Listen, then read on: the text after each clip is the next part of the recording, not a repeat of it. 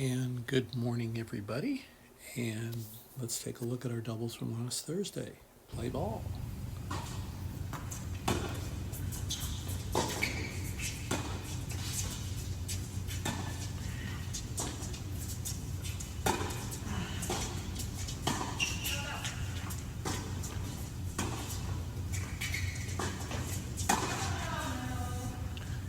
Okay, let's back this up. That was a great point to start with. Let's take a closer look at this.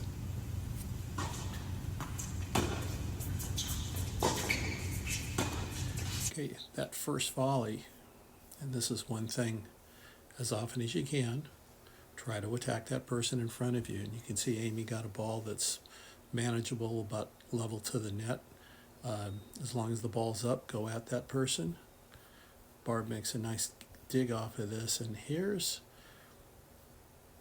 where sometimes positioning can make a big difference for you, because if we back this up a little bit and Amy goes at Barb, the follow-up to this in most situations would be to move in 1 to 2 more steps and catch Barb's shot. If it comes over, catch it as it's coming up. And if you notice in this situation, in this example with Amy making her shot, she made the shot to Barb. She's still just barely inside her service line. And what that allows the next ball to do, and you can see this ball, Amy gets it, but it's below the net. Once it gets below the net, now it really takes away her advantage of going at Barb again, who's the closest person. Now that she's volleying from below the net, that ball traditionally has to go back to the person in the backcourt. Now she gets a ball above the net, and instead of going back to the baseline, she goes right at Barb, which is what we all should be doing. You know, go to the person who has the least amount of time, because they can affect the least amount of damage back to you. Same situation here.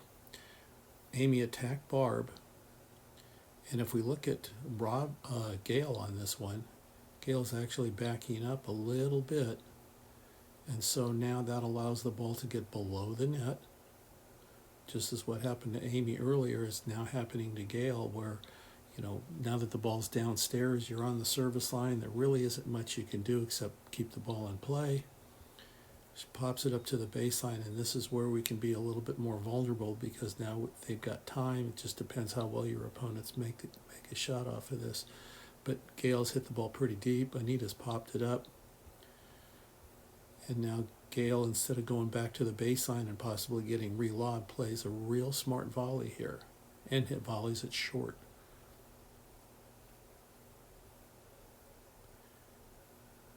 Okay, and now the question is, what's wide open? And all she has to do, she doesn't have to go with the person closer to her. She can very easily just go right through the center of the court here. And unfortunately, Gail finds the net. The net got in the way, but at least it looked like she was going through the right area. You can see where it hit on the net. So, good point. Let's move it on forward here.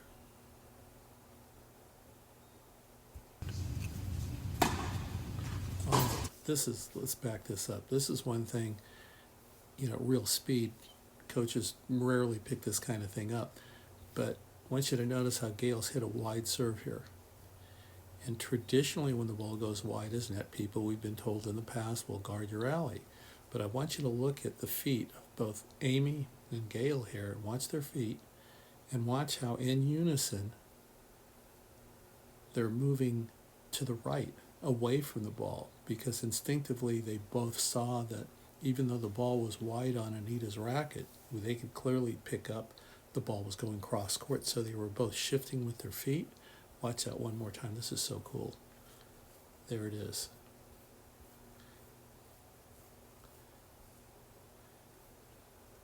And a great intercept from Barb, because here Gail is dealing with a tough shot from Anita.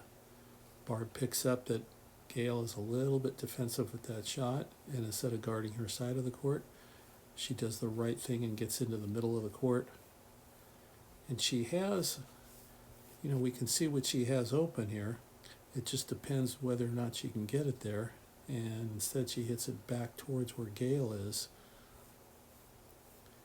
and Gail is able to keep that ball in play. And when this ball going out wide, Barb tries to double back. Very difficult move right there. I admire her enthusiasm, but that was a tough shot to be made.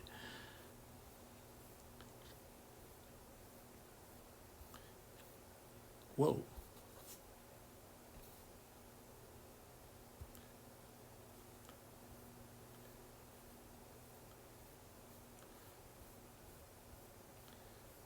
And I think that's out. Okay, let's move it on up a little bit here.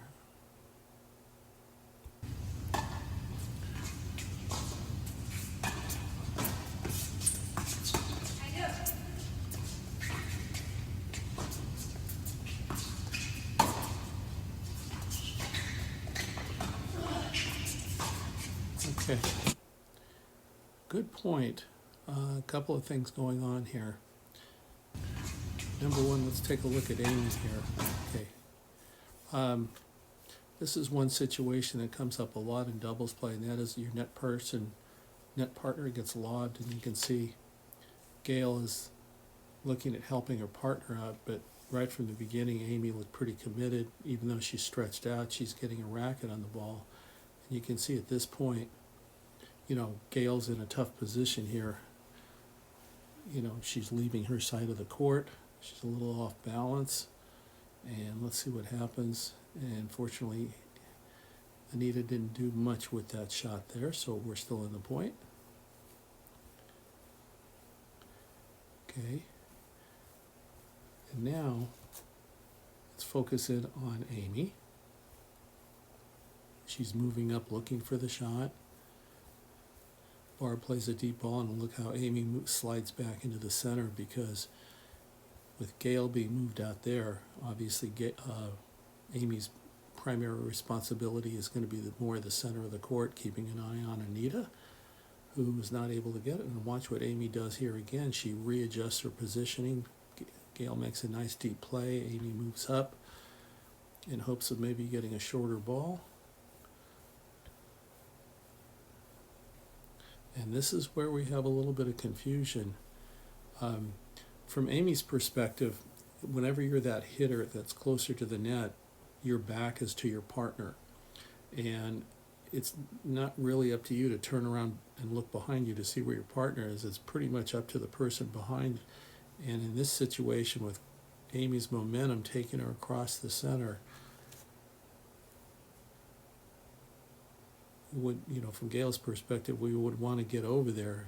Again, Barb can see what's going on. Anita can see what's going on, but Amy is focused on her ball going into the center, and just a little bit late on the backside there, covering for your partner.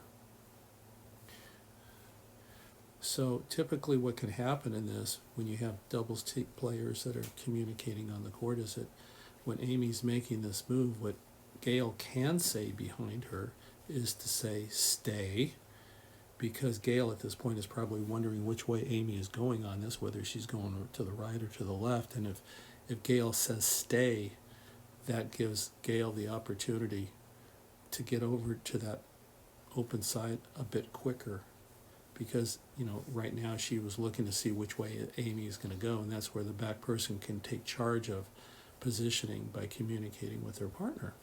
Okay? So let's move it on forward here. Let's get another point in this sequence.